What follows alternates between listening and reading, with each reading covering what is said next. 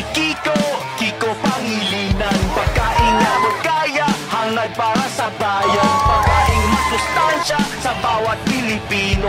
Lahat makakakain dahil mababang presyo. Bye-bye, goodbye sa gutom, hello mababang presyo. Si Kiko Pangilinan, nagawa na niya ito.